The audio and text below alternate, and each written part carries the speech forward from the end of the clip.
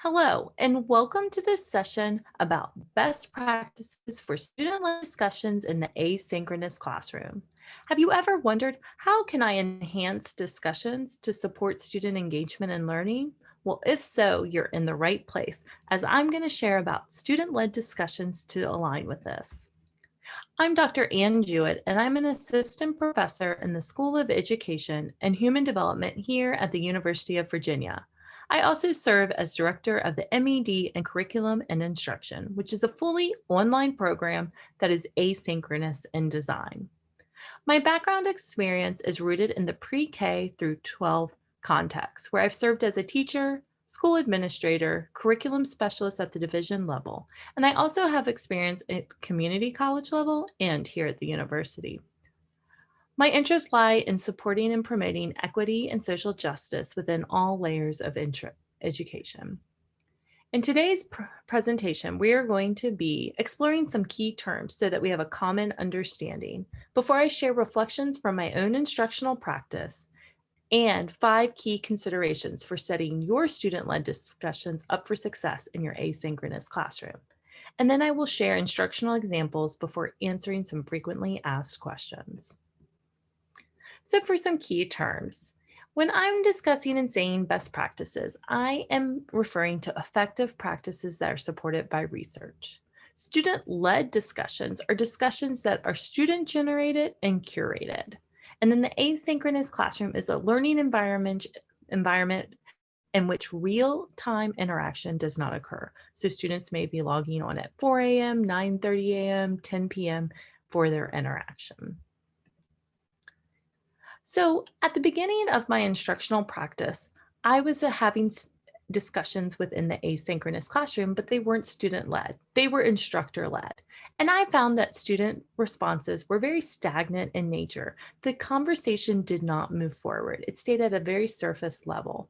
I also found within my reflections that the content of students' responses was repetitive in nature, no matter how I had the settings, whether if students had to respond before sharing and seeing other peers, or if they got to see peers' responses before sharing their own thoughts. And I like to use discussions, no matter the modality, whether it's synchronous, hybrid, or asynchronous, as a formative assessment in nature, where I'm able to examine and observe students learning towards and the progression of their learning towards the objectives or learning goals. And I found that I was unsure of students learning when I was using discussions in that way. So I wondered, how can I enhance discussions so that I'm able to capture some of these reflections to improve these and what I'm finding. So this led me to student-led discussions. And here are some key considerations for student-led discussions. You'll want to think about choosing an approach that works for you. So what instructional activity could you use? And you may already have some instructional activities in your own repertoire that you may use or adapt for student-led discussions. Then you'll want to choose a technology tool for the format before establishing routines and rhythms so that students know boundaries. Then you'll want to model a walkthrough so that students know what it's going to look like and the expectations. And you'll also want to think about your feedback loop so that you're giving feedback and also opportunities for you to ask for feedback to enhance the discussions. So these are some key considerations for student-led discussions for how to make them better. So you're going to want to think of choosing an approach, and I'm going to share 3 approaches that have worked well for me. Book clubs have worked well where students read a book and then discuss it. So this is very traditional to what you think of a book club in the synchronous classroom, but it can also be applied to the asynchronous classroom. Prompts where students create the prompts related to the content rather than the instructor. So students may share scenarios, applications, or pose wonderings that they have related to the content. And then a jigsaw activity where students become an expert in a certain content area and then share it with others. The second key consideration is choosing a tool. So you may be used to the traditional discussion boards, which we're going to discuss, but Flipgrid is a version of a traditional discussion board, but it's videos in nature. So they're all videos. So someone may post a video and then a thread of responses are posted that are videos. Students seem to have enjoyed this format. You will also be able to use video recordings such as Zoom, but there's one called Loom, which students seem to enjoy. Loom allows you to record like Zoom, where you have presentations, but you can, within Loom, comment at different intervals. So students can have a discussion within the video through their comments. And then if you're using the LMS of Canvas, you have Studio, which allows for webcam, screen capture, or both that you can use. Discussion boards can be used, the traditional discussion boards where students comment back and forth. These can also be used for student-led discussions, along with hypothesis, which is adopted by the university, and this allows for annotating on a static document. The third consideration is to establish routines and rhythms. So you're going to want to think of your due dates. Are they predictable? If they're predictable, will this enhance or increase student participation? Will you need a structure? And when you're thinking about structure, you'll also want to think about inclusivity and roles. How am I ensuring that students feel they belong? And do I need to define roles within these, such as student initiators or what a participant means in these discussions? As student-led discussions may be a foreign concept to some students. You're going to also want to think about what your feedback loop looks like. And as educators, we always know that we need multiple plans. So you're going to have your plan, but then you might need a plan B or C as well. You're always going to want to model a walkthrough so that students can see the learning in action. This walkthrough video will be a resource for students. So here I've provided a screenshot of me using Studio and Canvas to model for students how to use Flipgrid to make a video for their discussion thread for the student-led discussion. So while modeling it, you're creating a resource that students can use and play as they go step by step. Now, usually students only need this for the first 1, 2, maybe 3 student-led discussions for a tool, but you want to use and provide this model so that students proactively know what to expect. And it also serves as a resource for students throughout the process, because we do not want the use of a tool to be an impediment for students. You're going to want to think about your feedback loop. You're going to want to plan for it.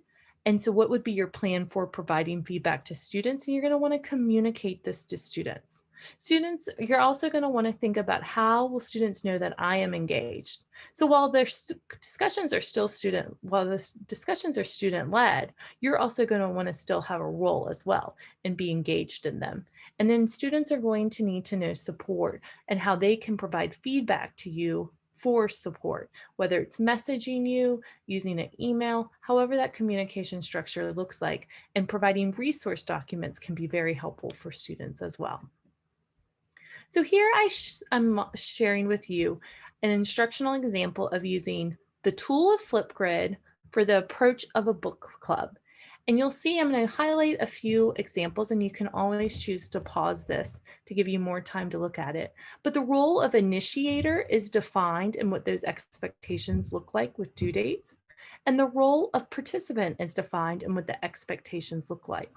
Also, you will see that images have been provided for what Flipgrid use and how to use Flipgrid so that students have this as a resource to set them up for success, along with helpful tips and a resource guide for support.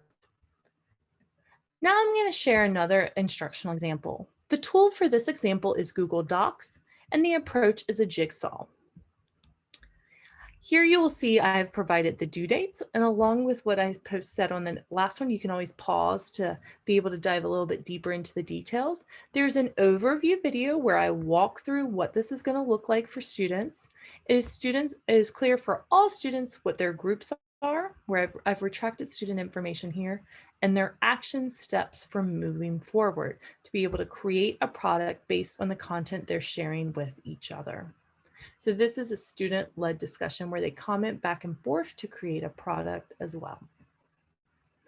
Some frequently asked questions I have is you're going to want to think about how do you co-construct your norms with your students, your discussion norms. So for example, can I disagree with peers, and how do you support civil discourse? Another frequently asked question is students' confidence tends to build as they use tools more and they become more used to the approach. So sometimes students want to know, did I post correctly? And you're just going to want to plan for this and be able to support students and provide them timely feedback so that they know that they're doing what they're doing is being affirmed in nature and they're doing the right thing. And then you're also going to want to talk about problem solving and what do I do if a hiccup arises. Most of the tools allowed access for the instructor on the back end to move discussion posts or threads if they get posted in the wrong place. And of course, student communication is important for this, along with privacy, recognizing privacy concerns. But you're going to want to think of these things and know what your tool offers in this area. So these are a few resources as well that I've built some of these best practices off of, and you may choose to explore these further.